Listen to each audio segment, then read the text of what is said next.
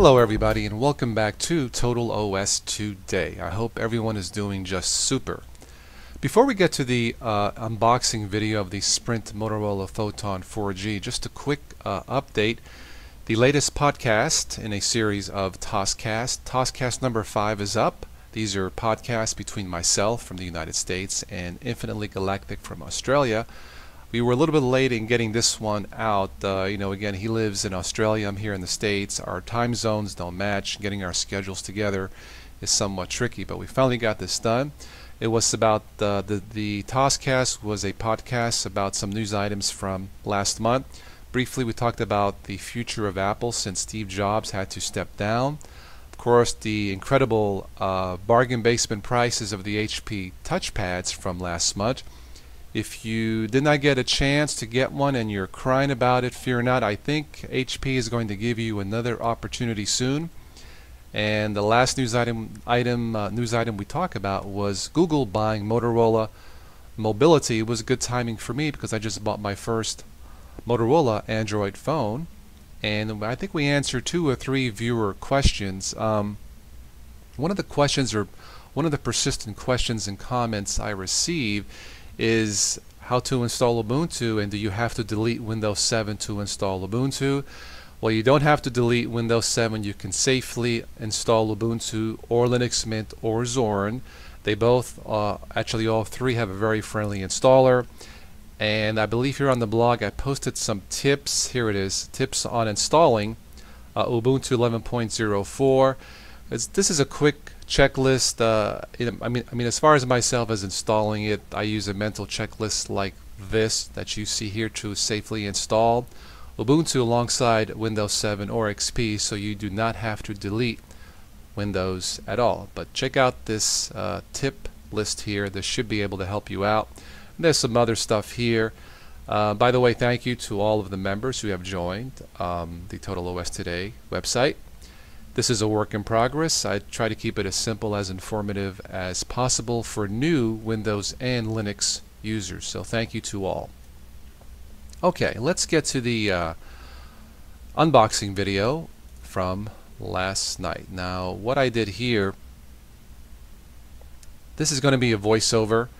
I couldn't quite get the color right, so the Sprint box came in a dual layer yellow box with the white sleeve. Had a yellow background, and anyway, it's not quite as sharp and the color didn't quite come out, but that's okay. This is the main box here.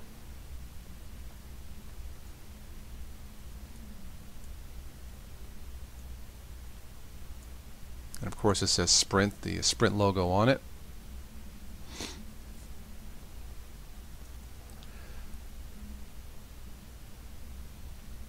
I must say, after playing with this for 24 hours or so, the phone just feels of a solid build quality. I believe it has a 4.3-inch screen. It does come with a kickstand. It does have a SIM card, so it is a world phone. There's a SIM card there, and to the right is a spot for a micro SD card. It does not come with it, but I believe it has 16 gigabytes of internal memory, which should be enough. And here, of course, is the kickstand. There it is, facing sideways there, both ways with the kickstand.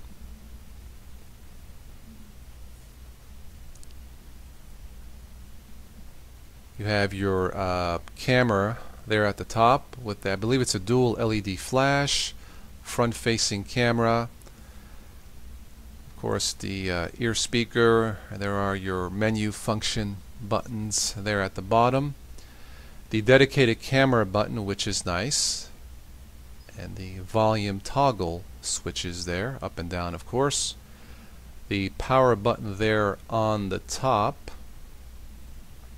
Now, to the right of that, it's hard to see here. Again, I apologize for the quality of the video, but there is a headphone jack. Right here we're looking at the HDMI and the power port, and there is the headphone jack there.